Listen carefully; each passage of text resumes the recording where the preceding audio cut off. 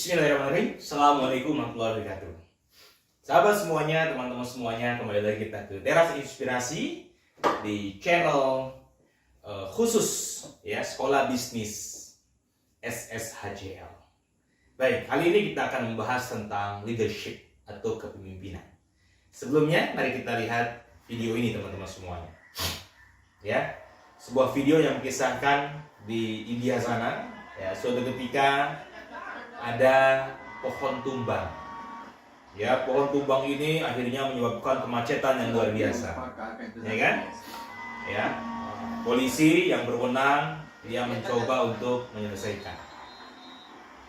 Ya, yang lainnya bagaimana? Cuek. Ada juga yang saling menyalahkan gitu ya. Ada yang cuek-cuek saja, itu adalah urusan polisi, bukan tanggung jawab saya. Nah, di sebuah organisasi ya, biasanya terjadi seperti ini. Ketika ada problem, ya, yang bertanggung jawab akan menyelesaikan. Tapi yang lain cuek, bahkan saling menyalahkan, ya, saling marah, kemudian cari aman masing-masing. Lihat ya, ketika hujan, cari aman masing-masing. Tapi lihat, ada seorang anak kecil. Seorang anak kecil ini bukan siapa-siapa, tapi dia maju ke depan, dia mencoba kemudian menyelesaikan sebuah solusi. Ya, tapi lihat, karena dia telah maju ke depan, memberikan sebuah contoh, akhirnya yang lain pun ikut-ikutan. Ya, anak-anak kecil ikut-ikutan. Kemudian yang luar biasanya apa terjadi? Orang-orang dewasa yang tadinya cuek, saling menyalahkan, cari aman, mereka juga ikut-ikutan. Ya, mereka ikut-ikutan karena apa sekali lagi? Karena seorang anak kecil yang bukan siapa-siapa, tapi dia maju ke depan, dia memberikan sebuah teladan, gitu ya. Akhirnya yang lain pun ikut. Yang lain ikut, akhirnya masalah pun akhirnya bisa diselesaikan.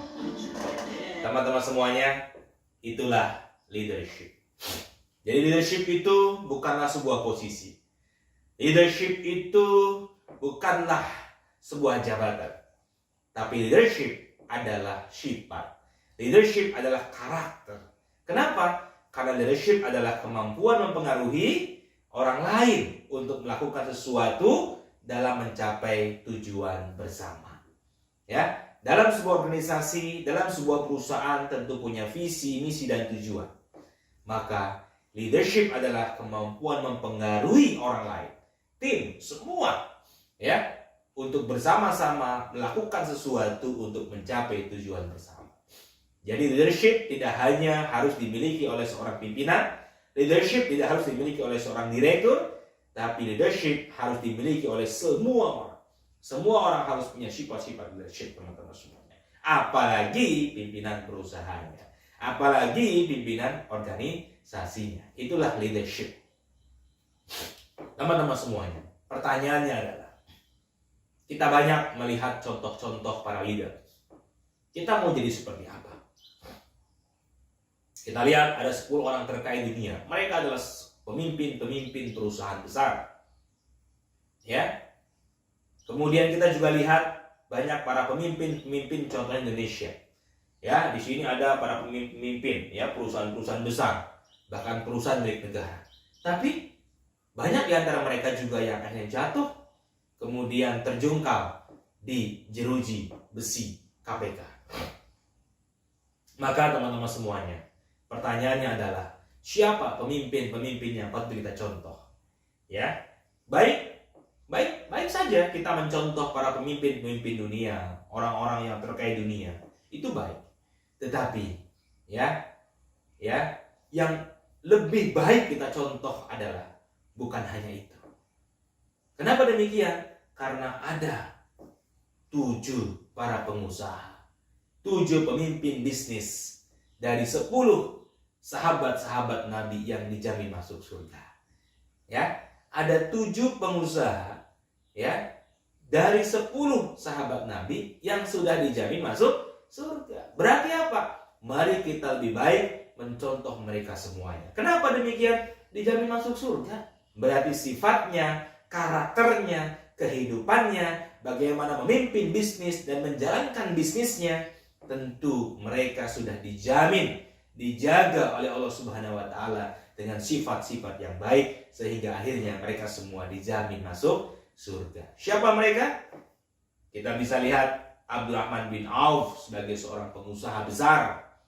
Ya, ini saya ambil dari berbagai sumber teman-teman semuanya, dengan kekayaan yang ditinggalkan lebih dari 6 triliun, 1000 ekor unta, 100 ekor kuda, 3000 ekor kambing dan sebagainya. Dan semuanya dibagi-bagi dan diwakafkan sampai hari ini.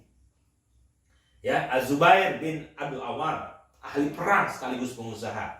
Kemudian Utsman bin Affan, presiden, khilafah, ya, khalifah, sekaligus dia juga pengusaha. Ya, Talha bin Ubaidillah, bodyguard Nabi Muhammad SAW, sekaligus dia juga pengusaha. Sa'ad bin Abi Waqqas, ahli perang, gubernur sekaligus pengusaha. Abu Bakar As-Siddiq, ya, seorang khalifah juga, sekaligus dia juga pengusaha. Dan Umar bin Khattab juga sebagai seorang khalifah, presiden, sekaligus pengusaha.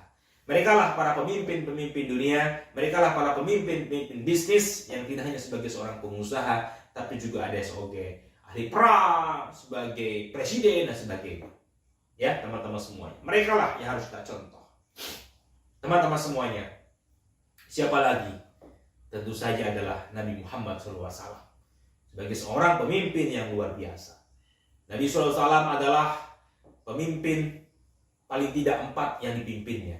Pertama, Nabi sebagai pemimpin rumah tangga. Istrinya lebih dari 1. Tapi tak pernah kita melihat, tak pernah kita mendengar sejarah Nabi Muhammad itu cerai dengan istrinya. Tidak pernah. Artinya apa? Beliau adalah pemimpin hebat, pemimpin rumah tangga yang memimpin rumah tangganya betul-betul luar biasa. Ya. Yang kedua, beliau juga adalah pemimpin negara. Beliau adalah presiden terbaik dunia. Memimpin negara, memimpin sebuah negara besar, negara Islam, mengembangkan negara sampai begitu luas. Memimpin tidak hanya satu suku, tapi berbagai suku. Ya, dan akhirnya negara itu bisa negara yang makmur, damai, sentosa, ya, dan luar biasa. Beliau memimpin negara itu. Beliau melakukan strategi-strategi ekonomi, beliau melakukan strategi-strategi politik, strategi dan sebagainya.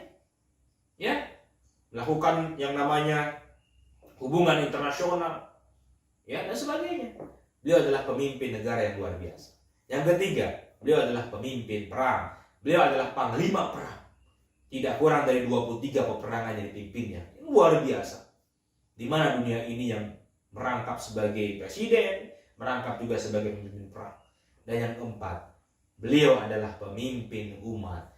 Tidak kurang dari 5 miliar umat manusia, ya, mengikuti beliau sampai akhir kiamat nanti. Beliau adalah pemimpin dunia, pemimpin umat, mubalik. Jadi, kalau mau belajar kepemimpinan, belajarlah kepada siapa yang dijamin Allah masuk surga. Siapa yang sudah betul-betul dijamin Allah, dialah yang punya karakter kepemimpinan yang sempurna. Maka tidak salah sebuah buku yang ditulis oleh Michael Hart, 100 tokoh yang paling berpengaruh di dunia dalam sejarah. Nomor satunya adalah Nabi Muhammad SAW. Tentu ada juga tokoh-tokoh dunia yang lainnya yang ditulis dalam buku ini. Mereka adalah tokoh-tokoh dunia, mereka adalah pemimpin-pemimpin yang hebat-hebat, luar biasa. Ya, yang ditulis oleh Michael Hart. Ya, sekali lagi ini adalah buku Michael Hart yang menuliskan bahwa Nabi Muhammad adalah tokoh dunia yang paling berpengaruh dan ditempatkan menjadi nomor 1. Tentu saja tanpa kita mengurangi rasa hormat kepada tokoh-tokoh lain sebagai urutannya. Kita juga hormati, mereka adalah tokoh-tokoh dunia yang luar biasa untuk para umatnya masing-masing. Baik, teman-teman semua. Ada berapa sifat karakter kepemimpinan dari Muhammad SAW? Ada 4. Dan semuanya diyakinkan, ditegaskan tanpa debat. Kita semua yakin dan percaya. Karena Allah yang mengatakan, Allah yang berfirman dalam Quran Surat Al-Ahzab ayat 21. Sungguh telah ada pada diri Rasulullah SAW itu suri teladan yang baik bagimu. Yaitu apa? Bagi orang-orang yang mengharap rahmat Allah dan kedatangan hari kiamat dan dia banyak menyebut Allah. Ada 4 sifat Nabi Muhammad Sallallahu Alaihi Wasallam sebagai pemimpin luar biasa. 4 itu apa? Yang pertama siddiq, yang kedua adalah amanah, yang ketiga adalah fatonah, dan yang keempat adalah tabligh. Dalam bahasa manajemennya kita kenal, siddiq adalah integrity, amanah adalah credibility, fatonah adalah capability, dan yang tabligh adalah visioner. Di mana menurut teori manajemen bahwa pemimpin harus punya 4 sifat: integrity, credibility, capability, dan visionary. Mari kita bahas satu persatu bagaimana sifat karakter Nabi Sallallahu Alaihi Wasallam dalam kepemimpinannya yang bisa kita contoh dalam kepemimpinan kita, baik di bisnis, di organisasi, dan di semuanya, termasuk juga kepemimpinan rumah tangga kita. Yang pertama teman-teman semuanya adalah siddiq. Siddiq dalam bahasa manajemen adalah integrity. Ya, siddiq, bagaimana memegang teguh yang namanya aturan, bagaimana selalu berpikir yang namanya kebenaran, selalu berpedoman pada SOP dan aturan-aturan yang benar. Itu adalah siddiq, atau disebut dengan integrity. Integrity juga adalah konsistensi, integrity adalah juga disiplin dan sebagainya. Teman-teman semuanya, menjadi leader itu harus seperti artis, gitu ya. Kau tidak boleh terlihat sedih dan sakit. Kenapa demikian teman-teman semuanya? Menjadi leader harus tahan. Menjadi leader harus kemudian menunjukkan semangat yang luar biasa. Meskipun kita ada masalah dalam pribadi kita, di rumah tangga kita, jangan kita bawa-bawa ke kantor. Ya, pastikan kita selalu terlihat semangat, ya, terlihat antusias. Kenapa demikian? Karena semangat seorang leader itu juga menjadi semangat timnya. Bagaimana kalau leader juga tidak semangat gara-gara ada masalah di rumah? Akhirnya timnya juga tidak semangat, teman-teman semua. Ini adalah salah satu sifat siddiq, integrity. Ya, bagaimana selalu semangat. Ya, teman-teman, yang kedua. Lihat, luar biasa. If you want and make everyone happy, so don't be a leader, sell a script. Jadi kalau Anda tidak ingin, tidak suka, gitu ya, tidak kemudian menjadi orang yang siap tidak disukai, jangan jadi leader. Kenapa? Karena leader tidak mungkin membuat semuanya happy. Maka leader harus mengambil sebuah keputusan. Leader harus mengambil sebuah kebijakan yang kadang-kadang keputusan itu tidak mungkin semuanya senang dan happy, teman-teman semuanya. Jangankan kita sebagai pemimpin biasa, manusia biasa, Nabi Muhammad SAW yang sudah sempurna akhlaknya pun, yang selalu dituntun oleh Allah Subhanahu Wa Taala, ada yang tidak suka. Ya kan? Ada yang tidak suka. Apalagi kita. Jadi yakinlah teman-teman semuanya. Ya, menjadi leader harus siap tidak disukai. Kenapa? Karena kita akan mengambil sebuah keputusan, kebijakan yang kita nilai baik, belum tentu itu nilai baik oleh tim kita.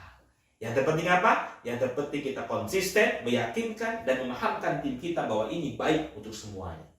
Yang penting kita tidak zolim, teman-teman semuanya. Pastikan keputusan yang terbaik buat organisasi, keputusan terbaik bagi umat, bagi masyarakat, bagi bisnis dan sebagainya, bukan kepentingan pribadi. Adapun yang ada tidak suka, tidak ada, tidak apa-apa, wajar. Yang penting kita pahamkan. Teman-teman semuanya, menjadi leader yang siddiq juga harus disiplin. Disiplin dalam mengerjakan tugas-tugas kita, mengerjakan tugas-tugas dengan tepat waktu, sesuai dengan targetnya. Kenapa demikian? Quran Surat Al-Insyirah ayat 7.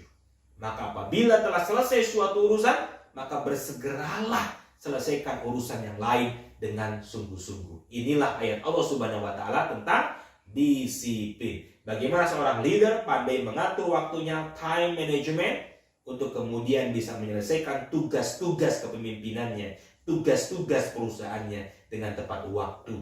Ya, menyelesaikan tugas tepat waktu. Teman-teman semuanya, bagaimana Rasulullah SAW memberikan sebuah contoh time management. Inilah time management yang harus dimiliki seorang pemimpin sebagai bagian daripada sebuah sifat, yaitu siddiq atau integrity.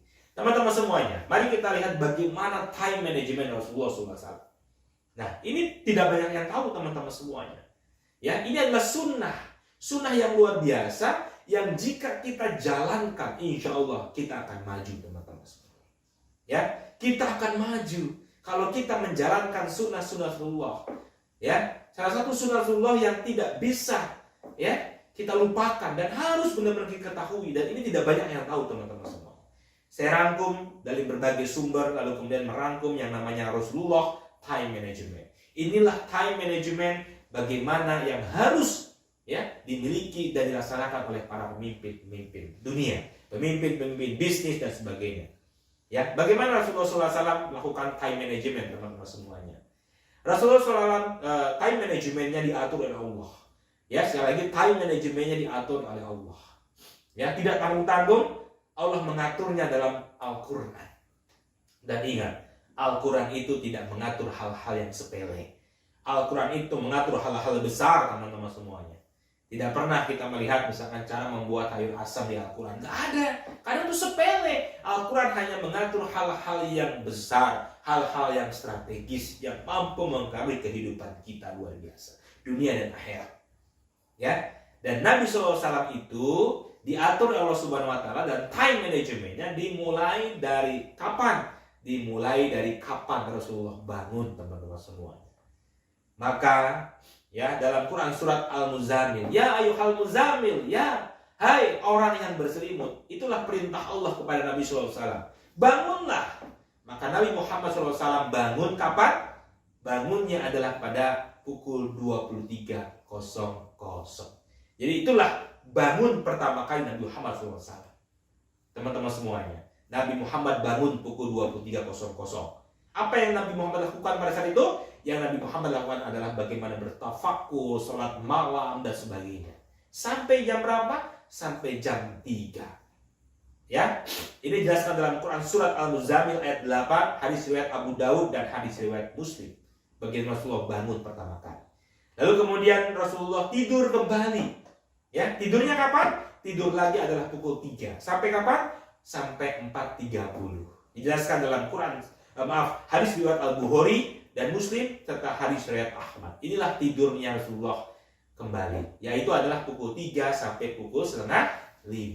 Lalu kemudian dalam hadis riwayat An-Nasa'i, hadis riwayat Bukhari dan Muslim, Rasulullah bangun jam berapa? Jam 4.30. Menurut hadis ini, Rasul bangun kurang lebih adalah 50 ayat jika dibacakan. Ayat yang tidak panjang, tidak terlalu pendek, dibacakan 50 ayat. Maka Rasulullah bangun 50 ayat dibacakan sebelum azan subuh. Kira-kira kalau di kita adalah pukul 4.30. Kira-kira ya 15 menitan lah sebelum azan subuh. Kira-kira begitu ya. Ini azan subuh di Medan, teman-teman semuanya. Maka kemudian Rasulullah SAW setelah itu sholat subuh berjamaah, namun sebelumnya melakukan sholat qobliyah sebelum subuh. Ya, sholat qobliyah sebelum subuh 2 rakaat yang nilainya seperti dunia dan seisinya. Lalu Rasulullah SAW sholat berjamaah di masjid. Lalu kemudian setelah sholat berjamaah pukul 5 pagi sampai pukul 6 pagi Rasul tidak meninggalkan tempat sholatnya. Apa yang Rasul lakukan? Rasul melakukan yang namanya majelis taklim, silaturahmi dan sebagainya. Ini menurut hadis riwayat Ahmad, hadis riwayat Ibnu Syafuri. Apa artinya? Kalau kita yang mencontoh Rasulullah setelah sholat subuh, inilah waktu yang terbaik kita untuk belajar, baca buku, mengerjakan hal-hal yang administratif, mengecek semua, kontrol program dan sebagainya. Termasuk kita menulis dan sebagainya. Ini Rasulullah contohkan. Dari mulai subuh sampai jam 6 pagi. Inilah waktu terbaik teman-teman semuanya. Ya. Kemudian jam 6 pagi sampai jam 9 pagi apa yang Rasul lakukan? Rasul berolahraga. Rasul bersilaturahmi. Rasul berkeliling kepada siapa? Rasul mengelilingi, mengunjungi istri-istri Rasul. Ya, kalau kita kan istri cuma satu. Jadi apa yang kita lakukan? Membantu pekerjaan istri, membersihkan rumah, berolahraga dan sebagainya. Ya, termasuk pada saat itu Rasul juga menemui istri-istrinya dan menanyakan, ada sarapan apa hari ini? Nah, akhirnya apa? Kita sarapan ya bersama keluarga dan sebagainya. Sampai pukul 8 bersih-bersih, mandi dan sebagainya. Tepat pukul 9, apa yang Rasul lakukan? Rasul bekerja, teman-teman semuanya. Apa kerjanya Rasul? Rasul bekerja, mengajar ya, kemudian majelis taklim dan sebagainya. Ya, kalau tidak ada aktivitas yang lain. Rasul juga bekerja majelis taklim, mengajar di masjid. Nah, kalau kita apa? Bekerja, berbisnis dan sebagainya di kantor. Ya, sebagai seorang laki-laki, tapi dimulai dengan apa? Salat duha, teman-teman semuanya. Jam 12 siang menjelang zuhur, apa yang Rasul lakukan, teman-teman semuanya? Ketika jam 12 siang menjelang zuhur, hadis riwayat An-Nasa'i, Rasul melakukan yang namanya apa? Tidur sejenak. Berapa menit Rasul tidur? Tidur 5 menit. Jadi disunahkan memang sebelum zuhur, ketika kita sudah bekerja gitu ya sampai siang, kita tidur tapi 5 menit saja, jangan lama-lama, nanti tidur kelamaan ya. 5 menit tidur, kemudian Rasul sholat qobliyah, lalu kemudian Rasul pergi ke masjid dan sholat berjamaah di masjid. Sampai jam berapa? Sekitar sampai jam 13. Rasul istirahat, makan siang dan sebagainya. Jam 13 sampai jam 16 Rasul lakukan apa? Kerja lagi. Kerja-kerja pemerintahan, menerima tamu, memberikan bantuan pada sahabat dan sebagainya. Kita juga apa? Kerja lagi sampai sore. Lalu kemudian sholat asar, ya. Kemudian setelah sholat asar, lalu Rasul menyelesaikan pekerjaan-pekerjaannya sampai pukul 17. Apa yang Rasul lakukan? Ya, Rasul silaturahim. Jadi habis asar itu Rasul silaturahim tuh. Habis asar sampai jam 17 Rasul silaturahim.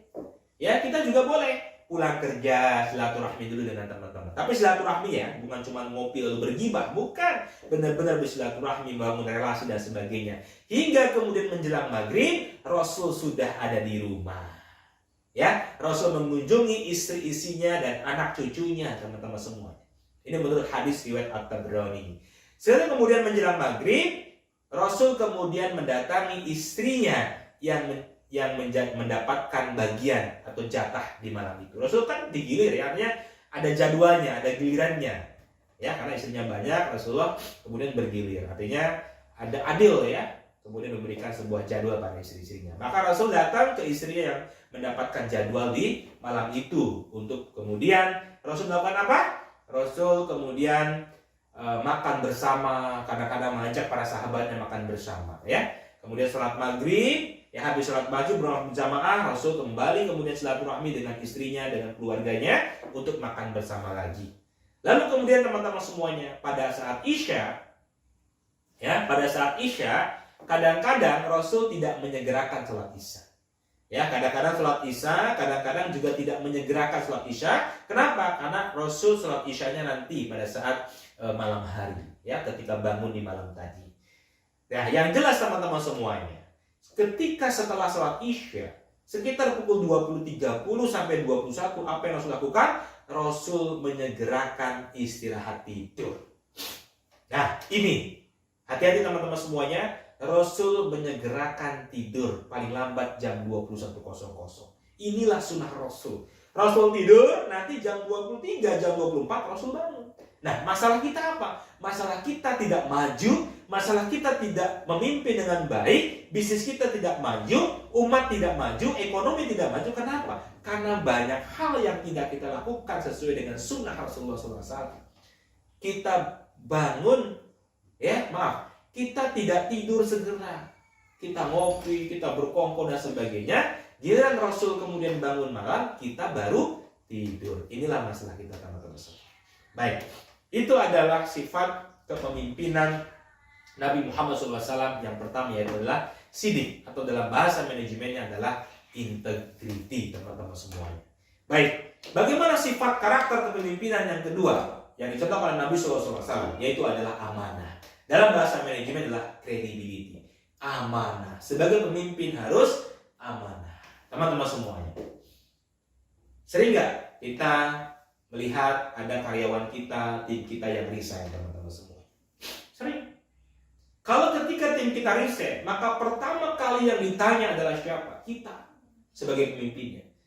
Ya, kenapa? Mereka tidak meninggalkan perusahaan, tapi mereka meninggalkan kepemimpinannya. Mereka meninggalkan kita. Kenapa? Mungkin mereka melihat kita tidak amanah. Mungkin mereka melihat kita sudah mementingkan kepentingan kita sendiri pribadinya. Inilah kenapa banyak di antara karyawan-karyawan resign gara-gara pimpinannya. Maka mereka tidak meninggalkan perusahaan, tapi mereka meninggalkan pimpinannya. Kenapa? Tidak amanah. Maka teman-teman semuanya, sebuah mindset berpikir saudara pemimpin adalah amanah. Karena setiap kepemimpinan akan dimintai pertanggungjawabannya di hadapan Tuhan. Pemimpin berpeluang besar masuk surga, pemimpin juga berpeluang besar masuk neraka. Bagaimana hadis riwayat Abu Daud menyampaikan? Abdullah bin Umar mengatakan, Rasulullah SAW pernah bersabda, ketahuilah bahwa setiap diri kalian adalah pemimpin dan setiap dari kalian akan dimintai pertanggungjawabannya atas kepemimpinannya. Seorang pemimpin umat manusia adalah pemimpin bagi mereka dan ia bertanggung jawab dengan kepemimpinannya atas mereka. Seorang laki-laki adalah pemimpin bagi keluarganya dan ia bertanggung jawab atas mereka. Seorang wanita adalah pemimpin bagi rumah suaminya dan anaknya dan dia bertanggung jawab atas mereka. Seorang budak adalah pemimpin bagi harta tuannya dan dia bertanggung jawab atasnya. Maka setiap dari kalian adalah pemimpin yang bertanggung jawab atas kepemimpinannya. Siapapun pemimpin, karyawan pemimpin, bos pemimpin, ya, presiden pemimpin, kepala rumah tangga pemimpin, istri adalah pemimpin. Semua pemimpin atas yang dipimpinnya dan akan dimintai pertanggungjawabannya. Maka mindset karakter kepemimpinan yang pertama adalah amanah, teman-teman semua. Bagaimana saking amanahnya Umar bin Khattab sebagai khalifah pada saat itu. Saking takutnya dia dimintai pertanggungjawaban atas kepemimpinannya. Lihat bagaimana Umar bin Khattab pernah berujar, teman-teman semua. Seandainya ada keledai terperosok di kota Baghdad, niscaya Umar akan dimintai pertanggungjawabannya kelak. Seraya ditanya, mengapa engkau Umar tidak ratakan jalan itu? Luar biasa. Mungkin kita seringkali membiarkan WC yang tidak berfungsi. Mungkin kita seringkali membiarkan karyawan kita tidak menggunakan alat pelindung diri pada saat bekerja. Kita sebagai pemimpin tidak memeriksa kendaraan yang digunakan karyawan kita ketika bekerja. Akhirnya apa yang terjadi? Karyawan kita celaka dan sebagainya. Yakinlah, sekecil apapun itu amanah dan akan dimintai pertanggungjawabannya, teman-teman semuanya. Lihat, ya, ada juga kabar gembira sekaligus ancaman bagi pemimpin-pemimpin. Ya, lihat, sesungguhnya manusia yang paling dicintai Allah pada hari kiamat dan paling dekat kedudukannya di sisi Allah adalah seorang pemimpin yang adil. Jadi pemimpin yang adil diberikan kabar gembira karena mereka akan paling dekat kedudukannya di sisi Allah dan dicintai oleh Allah Subhanahu wa taala. Tapi ada ancaman, sedangkan orang yang dibenci oleh Allah yang paling jauh kedudukannya adalah pemimpin yang zalim. Jadi tadi saya katakan pemimpin punya peluang luar biasa yang paling dicintai Allah dan di sisi Allah kedudukannya paling tinggi. Pemimpin juga punya peluang untuk kemudian menjadi orang yang paling dibenci Allah dan kedudukannya paling jauh. Itulah pemimpin yang zalim, teman-teman semuanya. Teman-teman semuanya, ya, Allah juga, ya, melalui Nabi Muhammad SAW memberikan sebuah kabar gembira bagi para pemimpin. Lebih utamanya manusia di sisi Allah derajatnya di hari kiamat itu adalah seorang pemimpin yang adil yang memiliki kasih sayang. Ya, dan seburuk-buruk hamba di sisi Allah derajatnya di hari kiamat yaitu pemimpin yang zalim lagi kasar. Itu Rasulullah pernah bersabda, hadis riwayat At-Tabrani. Lihat bagaimana keutamaan pemimpin juga yang amanah, teman-teman semuanya. Nabi Muhammad SAW pernah berpesan, seharinya seorang pemimpin yang adil bekerja.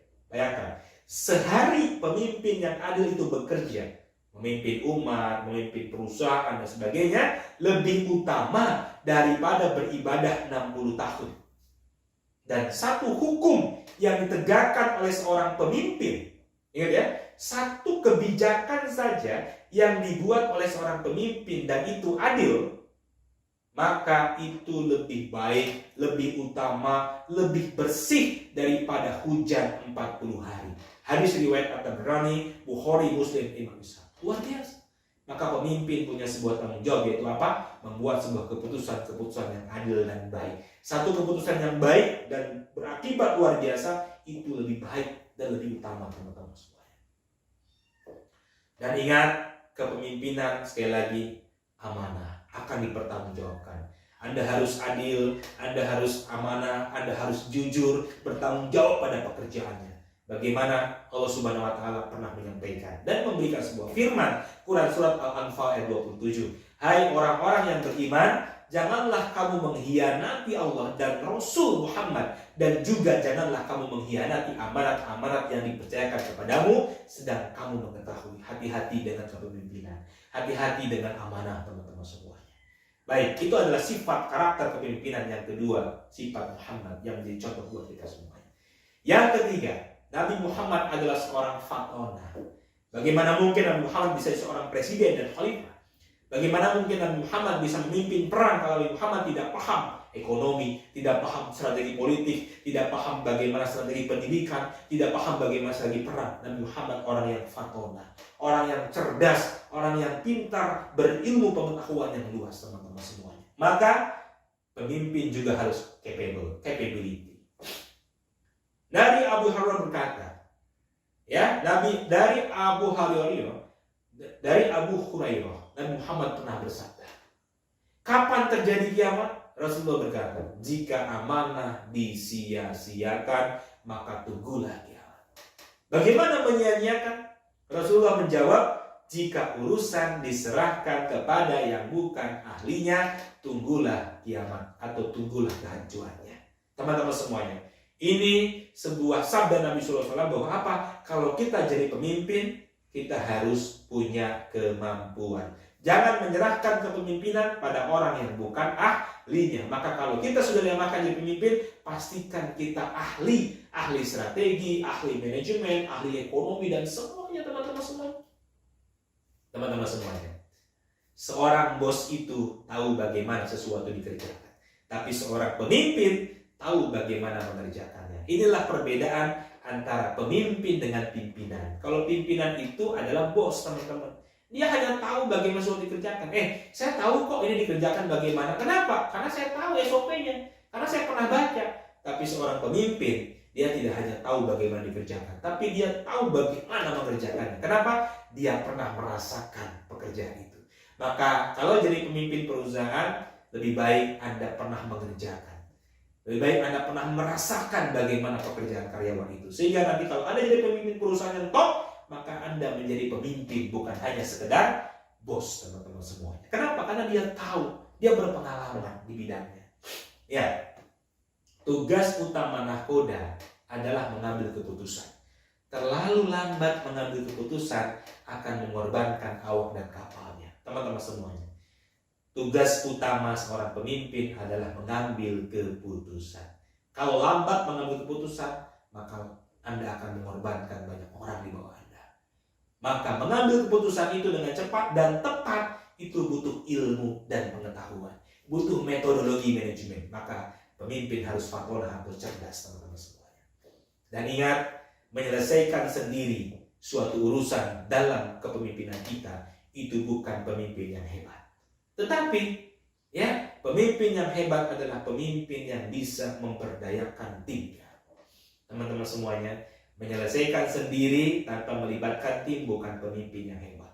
Pemimpin yang hebat adalah memperdayakan tim, membuat tim kita bisa, sehingga mengkolaborasikan tim, memperdayakan, menguatkan tim, mendidik mereka, sehingga akhirnya bersama-sama melibatkan tim bisa menyelesaikan masalah-masalah organisasi kita, perusahaan kita. Itulah tim yang hebat. Kenapa? Karena dia cerdas, karena dia punya pengetahuan, dan kecerdasannya, pengetahuannya diajarkan kepada timnya. Diajarkan kepada timnya. Maka leader yang hebat, teman-teman semuanya, leader yang kemudian bisa menciptakan leader-leader penggantinya lebih baik. Karena apa? Tugas pertama yang dikerjakan sebagai seorang pemimpin ketika diangkat apa? Yaitu dia sudah mempersiapkan pemimpin penggantinya. Kenapa? Dia cerdas, dia belajar, dia berpengetahuan, dan dia juga turunkan pengetahuannya kepada timnya. Sehingga apa? Ciptakan pemimpin-pemimpin penggantinya. Itulah leader yang hebat. Yang keempat, yang terakhir, bagaimana sifat Nabi Muhammad SAW sebagai seorang pemimpin dan menjadi contoh buat kita. Nabi Muhammad SAW adalah orang yang tablik, orang yang menyampaikan, orang yang menginspirasi. Tablik itu menyampaikan, menginspirasi. Atau apa? Dalam bahasa manajemennya, pemimpin harus punya sifat visioner. Dia punya sebuah visi besar terhadap organisasinya, terhadap perusahaannya, dan mampu mengencourage, mengajak timnya untuk memajak pada visi yang besar. Dia sampaikan, dia punya public speaking yang baik, dia bisa berpidato, dia bisa menyampaikan pesan-pesan strategi kepada timnya, karena dia punya public speaking yang luar biasa kepada timnya. Itulah tablik, teman-teman semua. Ingat, bedanya pemimpin dengan pimpinan apa? Kalau pimpinan hanya membuat target-target saja, itu pimpinan, bikin target tahunan, bikin target sales, target operasional, gitu ya. target apa, target apa, target apa. Tapi pemimpin lebih dari sekedar membuat target. Dia clear vision. Dia bicaranya adalah visi. Dia bicaranya adalah masa depan. Mau dibawa kemana perusahaan ini? Mau dibawa kemana organisasi ini, teman-teman semuanya. Itulah pemimpin. Dia punya visi. Dia meng-create visi, bukan hanya membuat target. Nah, bedanya pemimpin dan pimpinan juga adalah dalam rangka dia bagaimana dia menggerakkan timnya.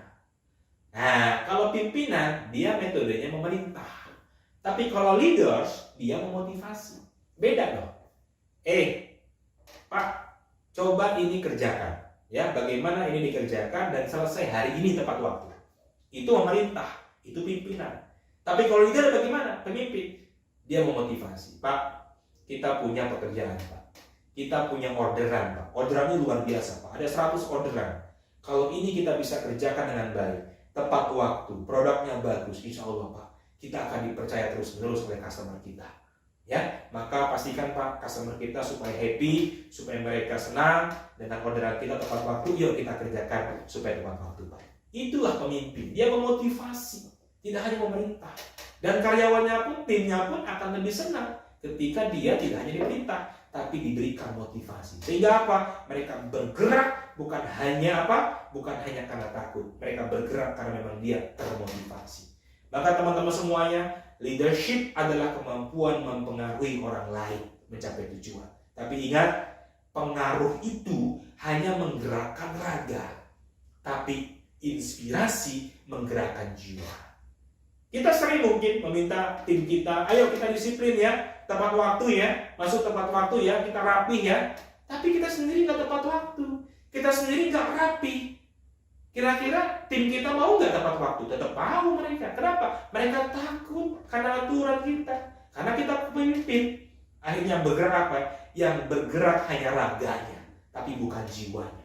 Tapi kalau kita contohkan, kita tepat waktu duluan, kita rapih duluan, kita bersih duluan, mereka akan melihat contoh kita, maka mereka akan bergerak jiwanya. Kenapa? Karena pemimpin sudah menginspirasi, bukan hanya pengaruhi. Maka tablik adalah menginspirasi. Teman-teman semuanya, para sahabat semuanya, kita sering mengatakan, ayo kita bertransformasi, ayo kita berubah. Maka bisnis pun penuh dengan perubahan yang luar biasa. Bisnis berubah cepat, bisnis bertransformasi. Tapi ingat, transformasi dimulai dari leadernya. Karena apa? Leadernya tablik, leadernya menginspirasi, leadernya menteladani. Maka cara Nabi Muhammad, kenapa Nabi Muhammad diikuti oleh miliaran umat manusia? Karena Nabi Muhammad memberikan inspirasi. Selanjutnya apa, teman-teman semuanya? Bagaimana kita membangun hubungan dengan tim kita? Bagaimana kita membangun hubungan antara bos dengan karyawan? Bangunlah hubungan antara leader perusahaan dengan timnya seperti suami dan istri. Bukan hanya sekedar atasan dan bawahan. Ya, karyawan dengan bosnya, karyawan dengan manajemen perusahaannya, mereka bekerja bersama, mengikat sebuah kontrak. Kenapa? Karena saling memiliki tujuan yang sama. Sama seperti seorang istri dan suami mau menikah, kemudian kenapa? Karena punya tujuan yang sama. Lalu kemudian berjanji dalam sebuah akad, berjanji dalam sebuah kontrak kerja. Karena apa? Karena dia paham tujuan bersama dan ada hak dan kewajibannya yang kemudian dikomitmenkannya. Ketika salah satu melanggar hak dan kewajibannya, maka diselesaikan dengan baik, diobrolkan. Sehingga apa? Terjadi hubungan yang harmonis antara manajemen dengan karyawan, antara pemimpin dan timnya. Karena menganggap timnya itu sebagai seorang istri dan manajemen atau pemimpin perusahaannya sebagai seorang suami. Dan masing-masing tidak mau berpisah. Masing-masing menjaga haknya, masing-masing menghormati kewajibannya. Itulah disebut dengan kepemimpinan yang tablik, sehingga apa? Organisasi perusahaan layaknya sebagai organisasi rumah tangga. Memiliki seorang anak itu sama dengan memiliki sebuah bisnis. Kenapa? Bisnis sama dengan seorang anak yang harus dipupuk, yang harus dididik, yang harus dibesarkan terus-menerus. Bahkan ketika pemimpin perusahaannya meninggal dunia, bisnisnya menjadi amal jariah. Sama seperti anak, ketika orang tuanya meninggal dunia, maka anak-anak yang soleh dan solehah, dia akan terus mendoakan orang tuanya walaupun sudah meninggal dunia. Teman-teman semuanya, Jika engkau ingin membangun sebuah kapal besar, jangan menyuruh tim Anda untuk membawakan kayu besar. Tapi apa? Tunjukkan saja mereka lautan yang luas, pulau yang cantik, pulau yang indah, penuh dengan harta karun. Maka pastikan mereka juga akan otomatis mereka akan mengambil kayu-kayu besar untuk membangun kapal yang besar. Maksudnya apa? Ayo, di sana ada pulau yang cantik, pulau yang penuh harta karun. Tapi masalahnya, untuk menuju ke sana, ada lautan yang besar, penuh ombak besar. Maka otomatis, orang-orang tim kita akan otomatis berpikir, kalau begitu kita bangun kapal yang besar, kita cari kayu-kayu besar, supaya apa? Supaya kita bisa menuju pulau yang cantik itu, pulau yang penuh harta karun itu, dan kita bisa menikmatinya. Sama, kalau Anda ingin tim Anda ya punya strategi, punya inisiatif yang besar, maka tunjukkan saja visi yang besar. Kita mau ke sana loh. Dengan otomatis teman-teman kita, tim kita akan berpikir untuk menuju ke sana tentu penuh tantangan, maka kita punya strategi yang besar. Sahabat semuanya, salah satu sifat kepemimpinan Rasulullah adalah apa? Membangun relasi, membangun silaturahmi. Rasul tidak pernah membatasi silaturahmi dengan siapapun. Ya, maka tugas pemimpin adalah build network. Tugas pemimpin adalah membangun relasi. Tugas pemimpin harus membangun relasi. Makanya pastikan organisasi Anda, pastikan perusahaan Anda autopilot supaya apa? Anda bisa melakukan tugas-tugas yang lebih strategis, tugas-tugas yang lebih utama. Salah satunya adalah bangun networking, membangun silaturahmi, membangun yang namanya jejaring sehingga bisa membesarkan organisasinya, bisa membawa perusahaannya ke dalam skup yang lebih besar, teman-teman semuanya. Terakhir, hadis riwayat Muslim nomor 3447. Rasulullah pernah bersabda, sebaik-baik pemimpin kalian adalah mereka yang mencintai kalian, dan kalian juga mencintai mereka. Mereka mendoakan kalian, dan kalian pun mendoakan mereka, para pemimpinnya. Tapi sejelek-jeleknya pemimpin kalian adalah mereka yang membenci kalian, dan kalian juga membenci mereka. Mereka mengutuk kalian, dan kalian pun mengutuk mereka, para pemimpinnya. Maka jadilah pemimpin yang dicintai, yang mendoakan tim kita, dan mereka pun mendoakan kita sebagai pemimpin. Caranya bagaimana? Ikuti karakter kepemimpinan Rasulullah SAW, para sahabatnya yang dijamin masuk surga. Siddiq atau integrity, ya, kemudian amanah atau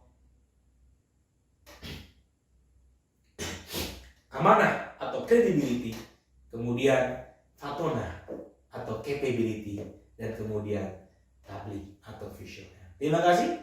Billahi taufiq wal hidayah. Assalamualaikum warahmatullahi